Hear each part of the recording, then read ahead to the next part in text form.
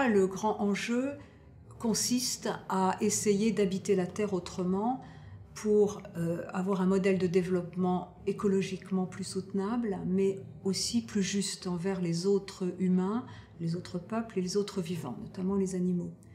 Et cela passe par des restructurations économiques, une réorientation de l'économie, un changement dans nos modes de production qui sont très industriels et qui impliquent un rapport de prédation à la nature, un asservissement des autres vivants. Mais ça demande un remaniement psychique, un remaniement de nos cartes mentales, une remise en question des schémas anthropocentristes qui nous caractérisent, c'est-à-dire le fait que nous avons tendance à penser que les ressources ou la nature ne sont que des outils pour nos fins et les autres vivants ne sont pas, on ne leur fait pas vraiment de la place, on les exploite quasiment sans limite. Donc ça demande au fond une révolution anthropologique liée à la manière dont nous pensons, dont nous concevons nos responsabilités à l'égard des autres vivants. Et selon moi, ça passe vraiment par une manière bien sûr, de considérer que l'humain a une responsabilité spécifique, une liberté. Il se caractérise par le projet, par la curiosité, par les sciences, mais il se définit aussi par sa condition terrestre et charnelle, et cette prise au sérieux de la corporéité, de notre dépendance à l'égard des écosystèmes, des éléments, notre dépendance à l'égard des autres vivants et des autres humains, et bien tout ça, ça fait surgir un sujet, un être humain qui est toujours en relation, qui est toujours relationnel et qui ne maîtrise pas tout. Donc il y a cette prise au sérieux de notre condition terrestre, modifie profondément les bases de l'éthique et de la politique, lesquelles ne se limitent pas à nos relations intersubjectives,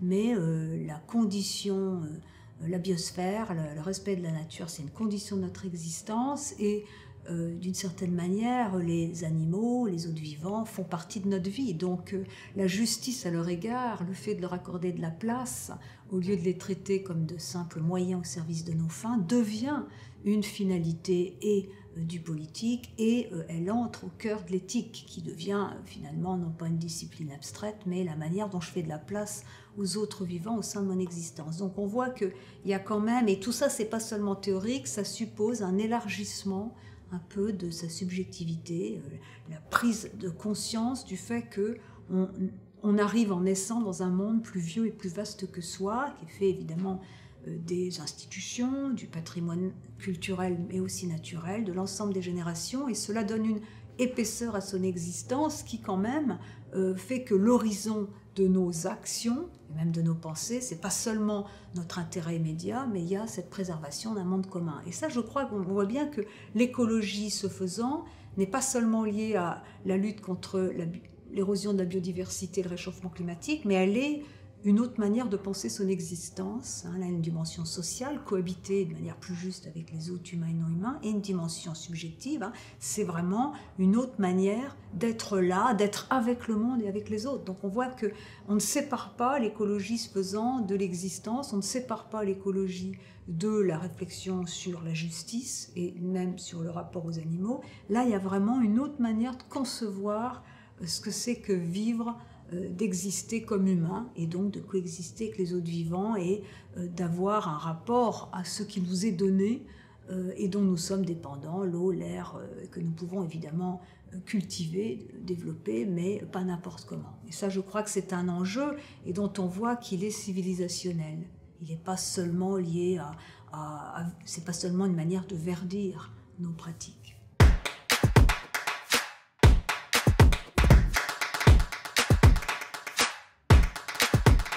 Moi, je ne dis jamais que les Lumières ont engendré le rationalisme instrumental.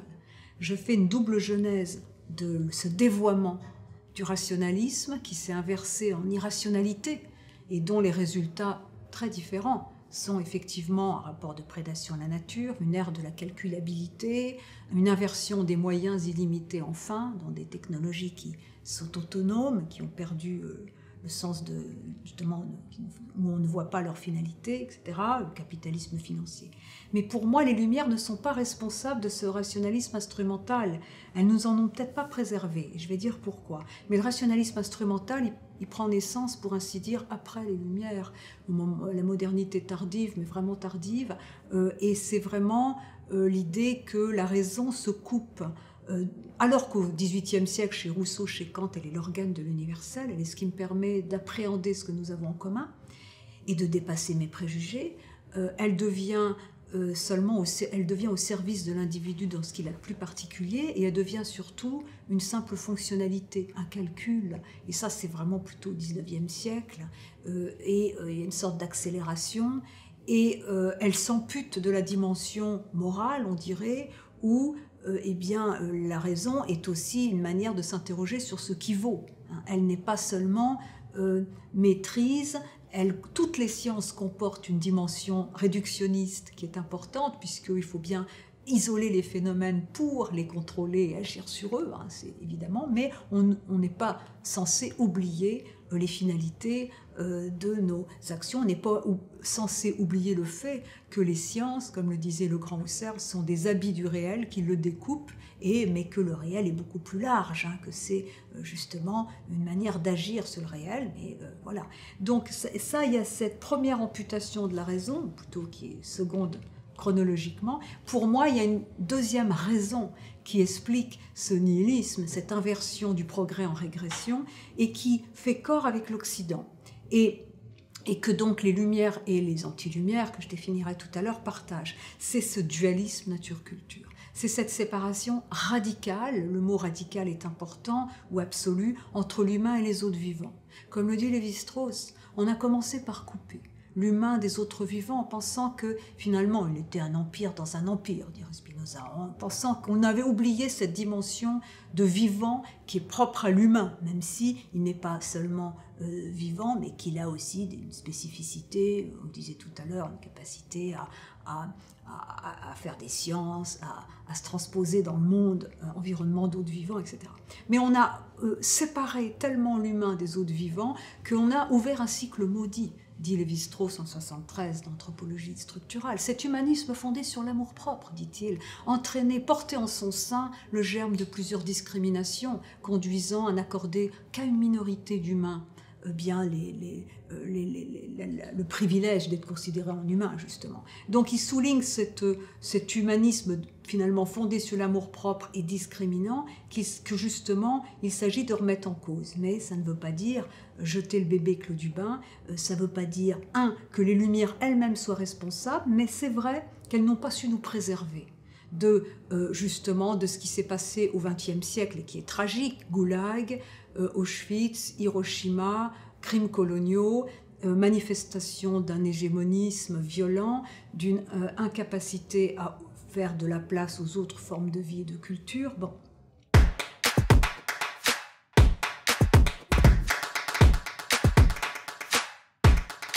Je propose de renforcer les piliers des Lumières, l'autonomie, la capacité de remettre en question les préjugés ou les représentations erronées, donc la liberté de penser, la démocratie ou une société d'égaux et non une société liée à des hiérarchies ou des essentialismes justifiant l'asservissement d'une partie de l'humanité par l'autre, donc l'idée de l'unité du genre humain, droit de l'homme, et aussi la rationalité comme organe permettant de bâtir des projets sur ce qu'on a en commun et pas seulement sur ce qui nous divise et nous distingue. Mais selon moi, tout en reprenant ces piliers, en renforçant ces piliers, notamment contre les ennemis des Lumières qui naissent en même temps que les Lumières au XVIIIe siècle, mais qui sont une structure intellectuelle qui a de nouveaux visages aujourd'hui et qui se manifeste par un projet de société hétéronome qui justifie l'asservissement d'une partie de l'humanité, où l'avenir est clos à l'avance, etc. Et eh bien, pour moi, il faut quand même, pour renforcer cela, il faut paradoxalement s'attaquer aux fondements anthropocentristes et dualistes des Lumières, et ça demande une critique radicale des Lumières, mais au nom de leurs idéaux. Ça demande une critique radicale des Lumières et aussi de l'Occident, puisque ce vice de l'Occident, qui est cette séparation entre les humains et les autres vivants, eh bien, il faut l'extirper, parce que pour moi, il fait que la raison, coupée de ce qu'il y a aussi de notre condition charnelle et terrestre, eh bien, c'est un petit peu, c'est justement dévoyé. Et on voit, ce faisant, à quel point la manière dont moi je décris l'humain dans sa corporéité, à la fois dans sa vulnérabilité, fatigue, mortalité, passivité, mais aussi dans le fait que nous mangeons, nous cohabitons, nous avons besoin d'air, nous vivons dans des milieux qui ne sont pas extérieurs, que nous co-instituons. Eh bien, tout cela jette une lumière sur l'humain qui souligne justement son interdépendance à l'égard des autres vivants, humains et non humains, et cette manière de rafraîchir la condition humaine, donc qui a des implications éthiques et politiques importantes, et justement une manière aussi de nous réconcilier avec les autres vivants. Non pas en disant qu'entre les bactéries, les plantes, les animaux et les humains, il y aurait une sorte de continuum, mais en créant, en donnant naissance à un humanisme de l'altérité, de la diversité, où justement nous prenons la mesure de nos responsabilités différenciés à l'égard des différents êtres vivants, et aussi on essaie justement de leur faire de la place à la fois dans nos modes de production, dans notre manière d'habiter l'espace et dans toutes nos activités, ce qui peut d'ailleurs avoir des implications radicales, puisque je ne le cache pas, pour moi l'horizon de ces nouvelles lumières, en tout cas ces nouvelles lumières sont inséparables de ce qui serait un progrès moral, c'est-à-dire d'une prise en considération des autres vivants et des animaux, impliquant à terme la fin de leur exploitation.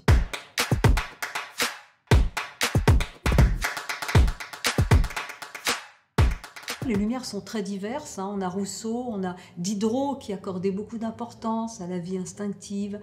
C'est pas les lumières, souvent on les caricature en les réduisant à un schéma de maîtrise. C'est évidemment lié à des contresens massifs et à une façon de gommer leur diversité. Et en plus, même au XVIIIe siècle, même les technologies qui évidemment inspirent une croyance, non pas au progrès, la notion de progrès c'est plutôt le XIXe siècle, mais en une perfectibilité de l'humain, une capacité à se modifier. Eh bien, c'est jamais sans l'idée d'une sorte d'ambivalence, comme dit Rousseau, l'humain, justement, il peut devenir un peu l'esclave de lui-même, donc il faut faire attention, et surtout les technologies, les sciences sont adossées à un projet d'éducation, d'émancipation individuelle et collective. C'est-à-dire qu'elles ne sont pas autonomes et elles ne sont pas séparées d'un projet civilisationnel qui a eu des défauts, qui était un peu aveugle, en tout cas aux différences culturelles. Les postmodernes d'aujourd'hui, féministes, études postcoloniales, ont bien pointé la tendance des Lumières passées à avoir une vision un peu surplombante et à s'abriter derrière des points de vue généraux pour finalement imposer un modèle occidental et eurocentré. Aujourd'hui, il faut prendre au sérieux les critiques des postmodernes, qui ne sont pas des anti-lumières, mais qui ont pointé le fait que les Lumières passées ont eu des préjugés sexistes, voilà, et puis surtout qu'elles n'ont pas tenu leurs promesses complètement pour promouvoir justement ce projet plus inclusif qui, évidemment, j'élargis, et plus que j'élargis, que je pense inséparable d'une prise en considération des autres vivants, et qui est fondée sur une rationalité qui n'est pas arrogante, qui n'est pas hégémonique, sur un universalisme en contexte et latéral. Et je prends le mot à Merleau-Ponty, qui est cet auteur magnifique, mort beaucoup trop tôt, de 53 ans, et qui décrit le vivant, qui dit que les animaux mettent en forme le monde à leur guise, ce sont d'autres existences, ce ne sont pas des simplement vivants, et qui invite à justement voir que d'autres cultures, d'autres vivants nous permettent de voir la richesse et la pluralité du monde. Et c'est ça, cet universalisme latéral, c'est qu'on prend de côté, on voit les choses, on n'a jamais une vision totale et surplombante des choses, elle est toujours partielle, mais ça ne veut pas dire qu'elle soit fausse. Et la phénoménologie est une méthode très rigoureuse de description des phénomènes qui permet d'en découvrir le sens, non pas la vérité qui serait comme ça dans le ciel des idées, ou qui ferait qu'on cartographierait de manière très homogène le monde et de manière hégémonique, mais c'est vraiment plutôt un geste qui part d'une certaine manière des choses elles-mêmes, zurück zur Sache selbst, un retour aux choses elles-mêmes. Et vous voyez, le mot Aufklärung en allemand, ça vient d'en bas, on éclaire peu à peu. C'est pas l'idée que ça vient d'en haut, qu'il y a un maître émancipateur pour dire aux autres ce qu'ils doivent faire. Et chaque pays, chaque culture, peut-être peut saisir ce qu'il y a d'universel dans ce processus toujours inachevé par lequel une époque, des personnes à une époque différente saisissent son époque, en déterminent les tâches et les défis pour renouer le lien entre la théorie et la pratique, ce qui demande une remise en question de certaines représentations très très profondes, mais aussi un renforcement de certains idéaux qui, je crois, dans beaucoup de pays ont encore du sens. L'émancipation, la liberté de penser, l'égalité entre nous, l'unité du genre humain. Il y a une seule condition humaine, une seule planète, plusieurs cultures, plusieurs manières de mettre en forme le monde, etc. Donc ça, je crois que là aussi, universalisme met en contexte. C'est cet équilibre, comme le disait le très grand philosophe français Paul Ricoeur, qu'il faut trouver, un équilibre entre universalisme et contextualité ou historicité.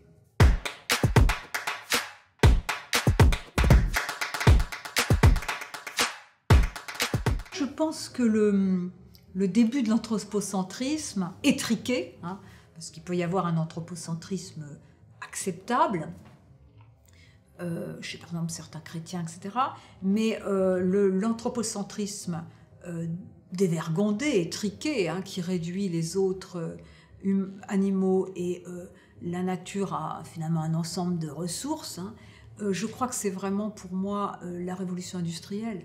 Parce que quand on lit la Bible, le Dieu fit les animaux selon leur espèce, et pas selon le point de vue de l'humain. Descartes n'est pas anthropocentriste, puisque seul Dieu est cause finale, et quand on pense que les cieux et la terre ont été faits pour nous, eh bien nous attribuons aux autres créatures des imperfections qu'elles n'ont pas. Donc, même s'il a une épistémologie dualiste, d'un côté il y a l'étendue, la matière, d'un côté l'esprit, et qu'il ne reconnaît pas une corporéité vraiment signifiante aux animaux, n'empêche qu'il n'y a pas cette idée que les choses sont faites que pour nous. C'est vraiment, chez les chrétiens ou chez saint Thomas, l'humain est le jardinier de Dieu. C'est le modèle de l'usufruit. Mais l'idée que finalement la nature, on doit l'exploiter sans limite pour finalement le bien-être matériel des humains, mais aussi finalement petit à petit pour certaines multinationales ou pour certaines... Parce que finalement ce système de modèle de développement ne profite qu'à une minorité de personnes, puisqu'il a des contre-productivités sanitaires, environnementales et sociales qui sont massives. Donc voilà. Donc je pense que c'est l'anthropocentrisme. Je crois qu'il est... moi je le mettrais à la révolution industrielle, où justement, et puis ça va s'aggraver sans doute quand l'humain, au XXe siècle, il n'y a plus d'horizon, ni eschatologique lié aux croyances en Dieu, mais aussi en l'histoire, et que finalement il n'y a que la production, la consommation, que le capitalisme s'impose finalement comme seul modèle. Après la chute du mur de Berlin, il y a une sorte de vide moral qui fait que voilà, on veut amasser et on perd le sens des activités, le sens pour lequel on fait telle ou telle activité.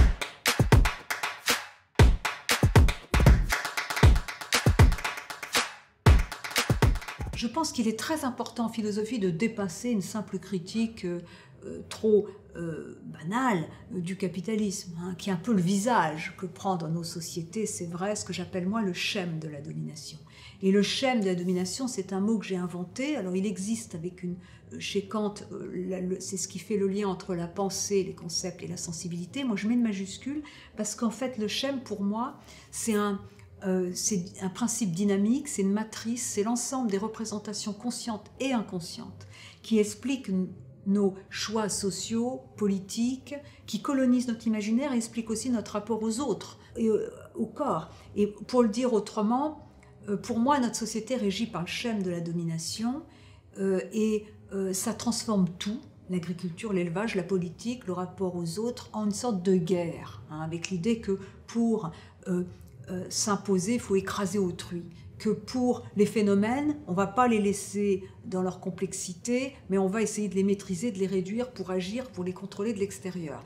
Et donc la domination, elle a pris dans ses raies la raison elle-même, qui en est devenue un instrument, et c'est une triple domination à la fois des autres, mais aussi de la nature extérieure et de la nature en nous. C'est-à-dire que pour moi, une des manières dont on a de sortir de ce schème de la domination qui nous aliène, mais quand même qu'on a laissé instituer et qui explique que des systèmes qui qui sont contre-productifs, eh bien on les nourrisse quand même, c'est justement d'arracher comme une écharpe dans la chair cette tendance à la domination et ce vice de notre civilisation, qui est ce dualisme nature-culture, cette manière un peu de voir les phénomènes en voulant les contrôler. Et on voit là encore à quel point le rapport aux autres vivants travaille en profondeur, de manière stratégique, cette déconstruction-là, et comment c'est aussi une des fers de lance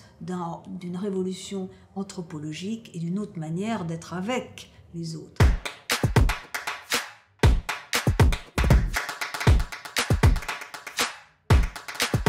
À partir de cette prise de conscience de notre condition charnelle et terrestre, il y a quelque chose qui se passe où les chrétiens d'ailleurs associent toujours l'humilité, qui vient d'humus, terre, à la prise de conscience de l'opacité liée au corps. Le fait qu'on ne se maîtrise pas trop, on ne se connaît pas vraiment, on est né d'une femme, on ne s'est pas fait soi-même, il y a l'intersubjectivité au cœur du sujet, par le fait qu'on est né, et puis il y a cette condition charnelle et terrestre, et cette condition, le fait que nous habitons, nous ne sommes pas hors sol.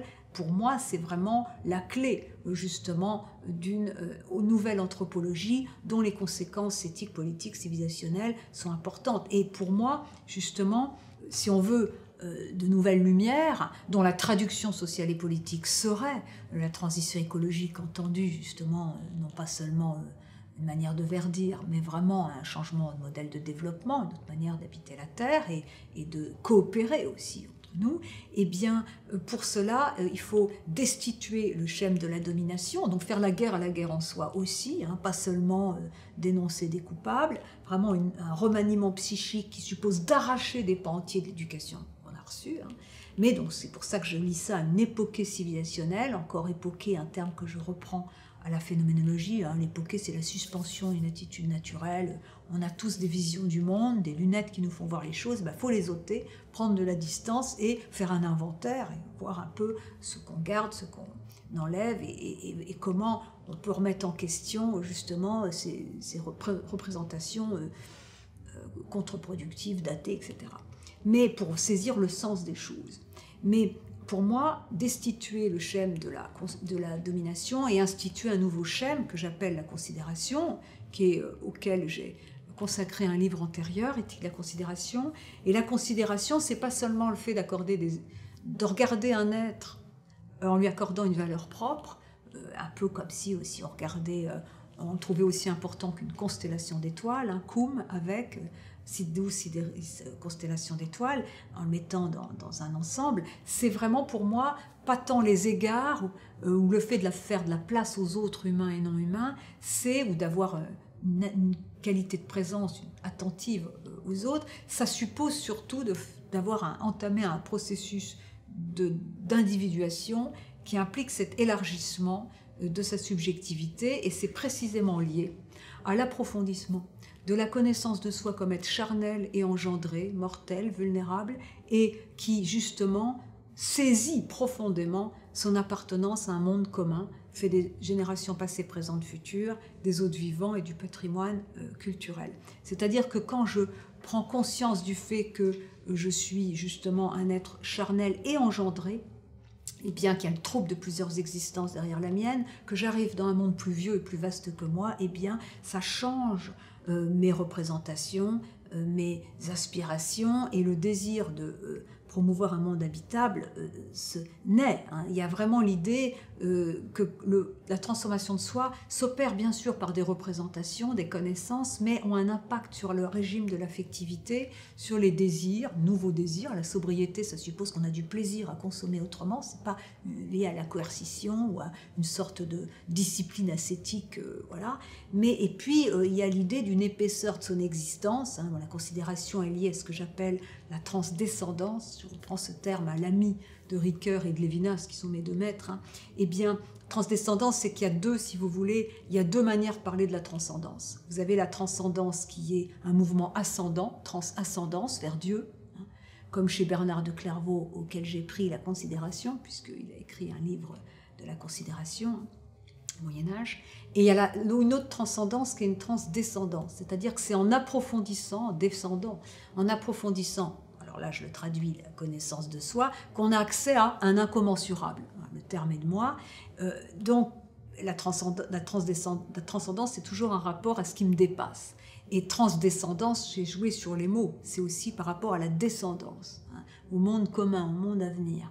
Eh bien, la prise de conscience de sa condition charnelle terrestre, l'approfondissement de la connaissance de soi, pas comme individu hors sol, mais incarné, et fait que ce trouble de plusieurs existences derrière la mienne devient un savoir vécu, et que ce qui m'unit aux autres vivants, en particulier fait de chair et de sang, eh bien, change complètement mon rapport au monde. D'ailleurs, moi, je l'ai vécu, cette expérience de la transdescendance, quand, il y a à peu près 20 ans, j'ai pris conscience de ce qui était fait chaque jour, chaque seconde, partout dans le monde aux animaux, et qu'il m'est devenu non seulement impossible de respirer, mais impossible de séparer mon existence de la leur.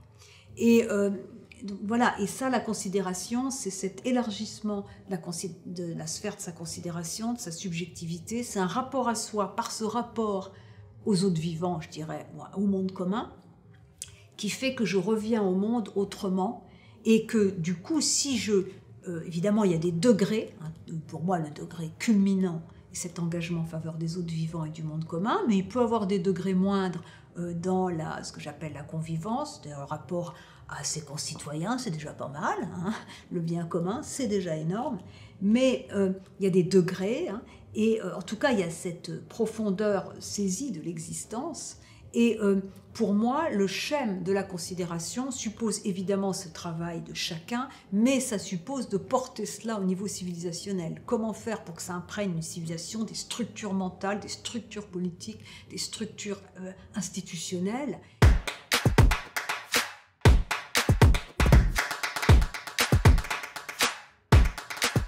Deux éléments clés de critères des choix seraient au cœur de tout. Ce serait la liberté, la préservation de la liberté, évidemment reconfigurer à la lumière de notre vulnérabilité, de notre responsabilité, et ce serait aussi cette préservation du monde commun.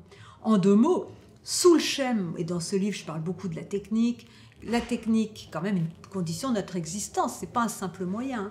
La technique dans le schème de la domination, c'est toujours une guerre, c'est toujours un instrument de guerre, des nations contre d'autres nations, de domination. Ces techniques-là ont nécessairement des moyens illimités, la bombe atomique c'est vraiment un exemple, et elles s'inversent enfin. Alors que dans le schème de la considération, certaines technologies ne seraient pas possibles. La bombe atomique par exemple, mais plein d'autres, hein. Par exemple, faire en sorte qu'un virus, on le rende... qu'on le rende dangereux pour l'homme pour étudier ce que ça fait, ce ne serait pas possible. Donc du coup, au lieu d'attaquer la technique, moi j'essaie de voir ce qui travaille en profondeur une société et qui n'est pas seulement lié à des choix conscients, qui est aussi lié à des choix inconscients et archaïques. Et la considération, c'est évidemment une transformation qui gagne beaucoup, en tout cas qui est beaucoup liée aux connaissances. Bon, l'éthologie a beaucoup modifié notre rapport aux animaux, mais comme chacun sait, c'est pas parce qu'on a des connaissances éthologiques qu'on sait que les animaux ne sont pas des machines que beaucoup de gens cessent de les manger, puisqu'il n'y en a pas beaucoup qui cessent de les manger. Et qu'on continue, notamment dans notre pays, qui est quand même la lanterne rouge de l'Europe sur cette question, qu'on continue à avoir des cages partout, à avoir des fauves qui crèvent littéralement de solitude et de souffrance dans des camions qui sont trimballés d'une ville à l'autre. Tout cela pour sous les fouets quand ils sont donnés en spectacle. Donc voilà, donc du coup, c'est pas parce qu'il y a ces connaissances que les gens changent. Les gens changent quand justement ce processus de transformation est profond et touche plusieurs couches du psychisme, l'intellect, mais aussi l'émotionnel, mais aussi les couches archaïques que travaille profondément la question de la nature et du rapport aux animaux, parce que c'est pas seulement intellectuel. Et en même temps, la rationalité prend en charge l'infrarationnel, comme le suprarationnel chez les croyants.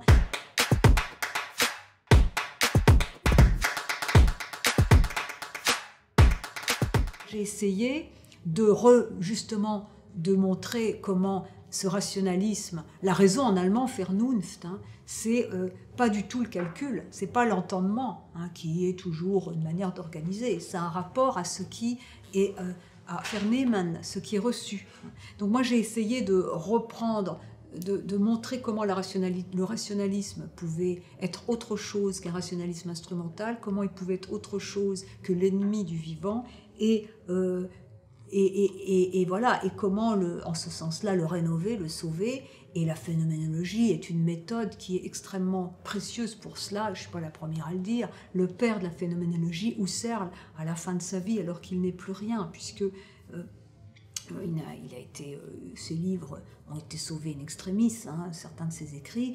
3 ans avant sa mort, dans cette conférence magnifique de Vienne, il explique comment, justement, la crise qui se passe en Allemagne dans les années 30, est une crise des valeurs et une crise de méthode, ex-liées.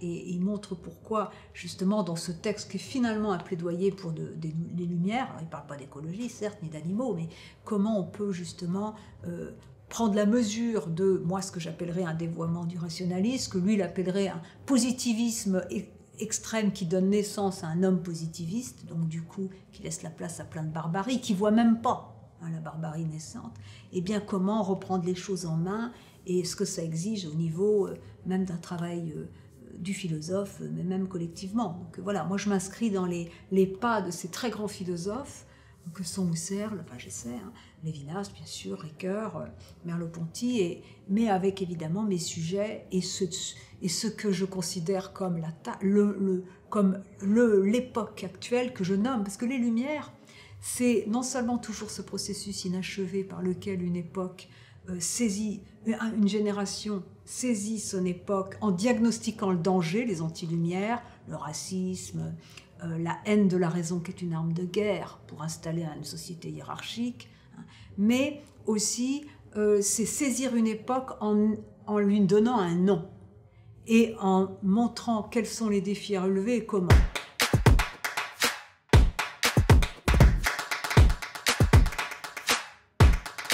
Moi, je l'ai appelé, notre époque, l'âge du vivant. Non pas qu'il soit tout complètement là, ou non pas qu'il soit certain qu'il advienne, puisqu'il a des ennemis énormes, les anti-lumières, le racisme qui est partout, la xénophobie, la lutte de chacun contre chacun, les lobbies, le modèle productiviste et extractiviste, et puis notre monde qui est encore celui de la domination, nous y sommes tous, moi première, mais c'est l'âge du vivant, c'est-à-dire que je vois des signes avant-coureurs de cet âge du vivant qui sont liés à l'intérêt de plein de jeunes pour la question animale. Moi, quand j'ai commencé sur ces questions il y a 20 ans, j'étais l'objet de mépris, faut le dire.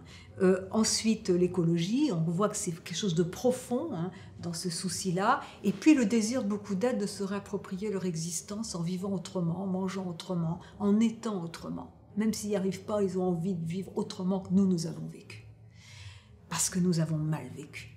Et donc, du coup, voilà, ces signes-là, moi, j'essaie de les accompagner en étant consciente des dangers extrêmes qui existent, le fascisme, et puis aussi, les effondrements, ou en tout cas les crises sanitaires, et écologiques et économiques qui s'ensuivent et qui, évidemment, ne sont pas de bonnes nouvelles, même pour la démocratie, parce que les tentations des récits, les récits simplificateurs qui saturent nos ondes à longueur de journée, mais ça c'est de la faute des journalistes, sont aussi des nourritures, des aliments pour les anti-lumières. Mais moi je pense qu'il y a aussi des choses très positives qui existent, ça et là, dans l'agriculture, l'élevage, plein de personnes qui s'émancipent d'un schéma dont ils voient que c'est une impasse, une injustice globale, qui innovent dans l'agriculture, l'élevage, etc. Et puis un mouvement de fond, et moi en tant que philosophe, on a un peu les mains nues, mais ce qu'on essaie de faire, c'est justement de voir comment dessiner un nouvel imaginaire et faire en sorte que ce que j'appelle moi schème de la considération imprègne la société, tout en sachant que les forces contraires sont très grandes, que dans un pays saturé d'injonctions contradictoires et où il y a des personnalités dominatrices et narcissiques qui, moi, expliquent ma déception infinie à l'égard de la cause animale, puisque beaucoup de gens parlent, mais il n'y a eu absolument aucune avancée, et les gens qui s'emparent de cette question en sont en partie responsables, parce que leur obsession était d'être visible et pas de servir le bien commun, pas de trouver des accords sur fond de désaccords pour avancer malgré tout.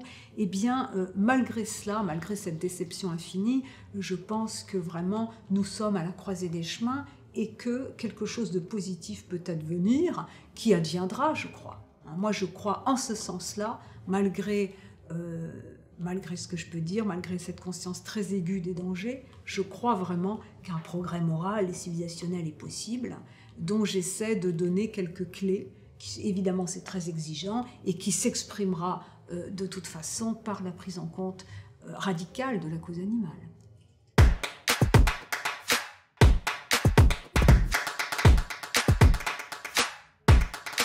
Mais l'humanisme, ça veut dire quoi? D'abord, ce n'est pas un slogan.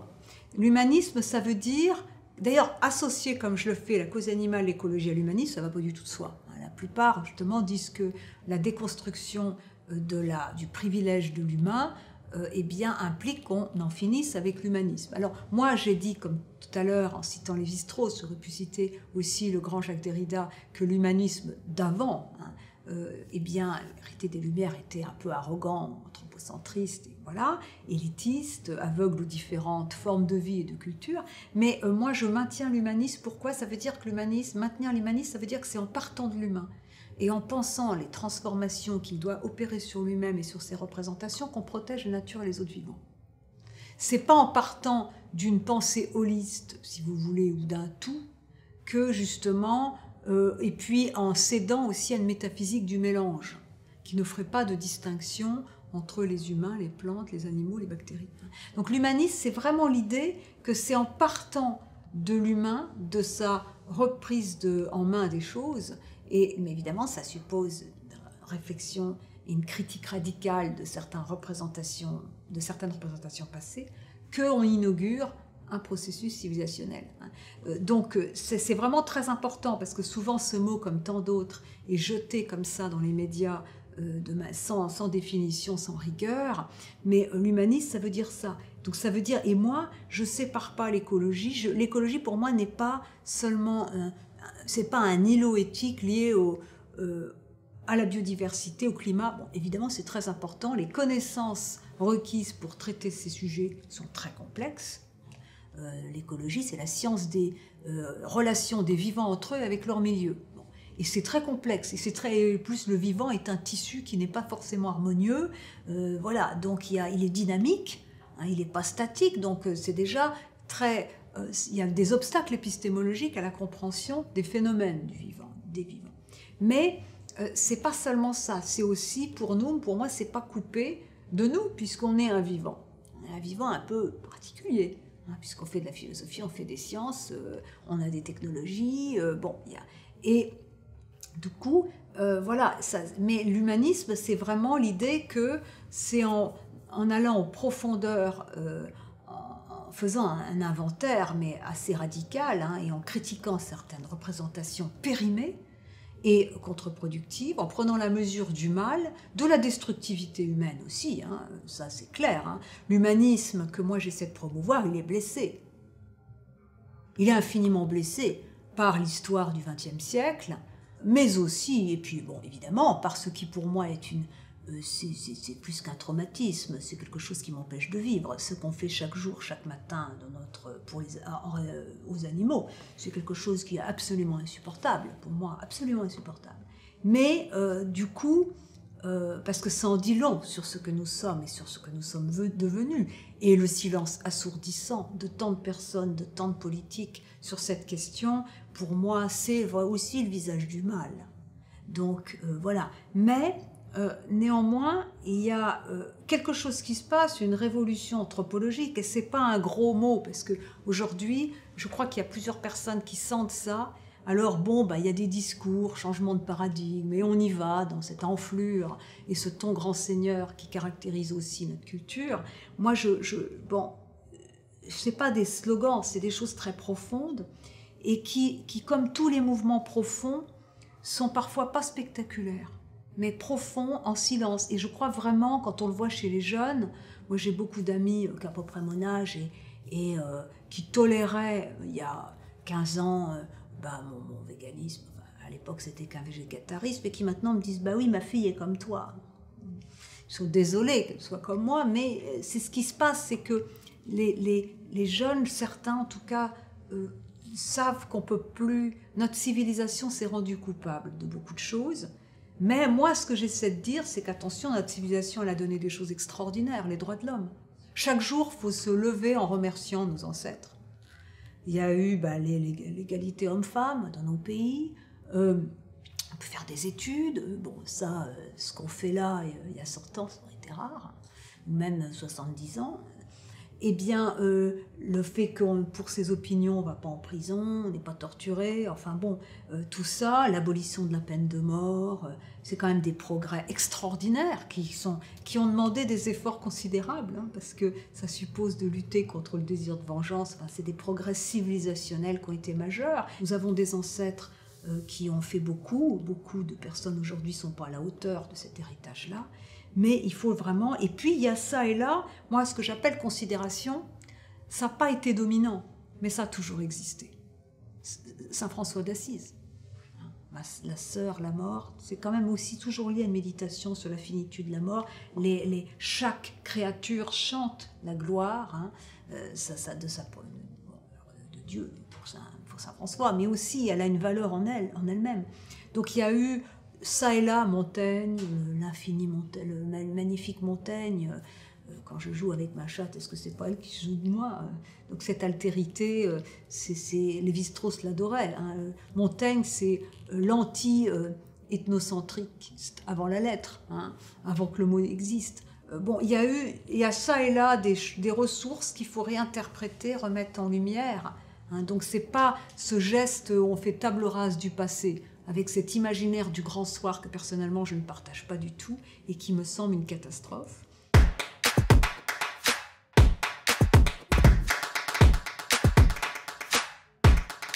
Moi, je mets des gros cailloux. Hein, le schème de la considération, le schème de la domination, c'est des gros cailloux, mais je trouve que quand on accepte de voir ce qu'il y a derrière, et je crois que je l'explique relativement clairement, ça donne des lunettes pour voir le monde.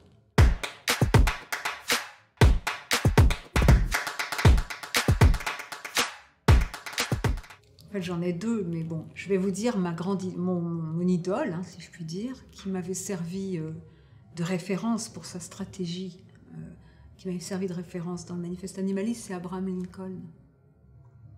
D'abord parce que c'est quelqu'un qui vient de loin, hein, qui était quand même analphabète jusqu'à 18-19 ans, qui a une très grande générosité, je trouve, et qui était un homme qui avait quelques préjugés hein, au départ, et qui, au moment où la guerre de sécession fait rage, comprend que l'abolition de l'esclavage est la cause de l'humanité. Il faut y aller, quoi. Que c'est un progrès. Et évidemment, il va essayer de trouver des solutions aussi pour ceux au Sud qui ne veulent pas abolir l'esclavage et qui ont des préjugés. Et moi, j'avais été très sensible à une mesure qu'il avait demandée, je crois que c'est en 1862, ou avant, je ne sais plus, mais qui n'est pas passé. Il avait dit que pour les esclavagistes du Sud qui étaient d'accord, il accorderait un délai énorme, de plus de 30 ans, pour abolir l'esclavage, et des compensations financières. Ce qui fait qu'il avait compris qu'il fallait la transition, la reconversion, des compensations, pour amener des gens qui avaient ces préjugés racistes et qui étaient pour l'esclavage, à une transition. Et bon, cette stratégie n'a pas été retenue, hein, mais je trouve que tout ce qui, sous ces discours, sont admirables par leur pragmatisme, leur générosité. Donc pour moi, c'est un modèle au niveau pour gouverner et pour arriver à mettre un pays sur la voie d'un progrès, tout en prenant conscience des conflits énormes. Et bon, on ne va pas rappeler que la guerre de sécession a été terrible. Donc c'est vrai que le personnage, la langue, le discours de Gettysburg est magnifique. Nos ancêtres ont fait des choses extraordinaires, mais nous devons compléter leur héritage. C'est au cœur d'ailleurs des Lumières, pour moi. Nous devons compléter leur héritage, quitte à le compléter de manière radicale.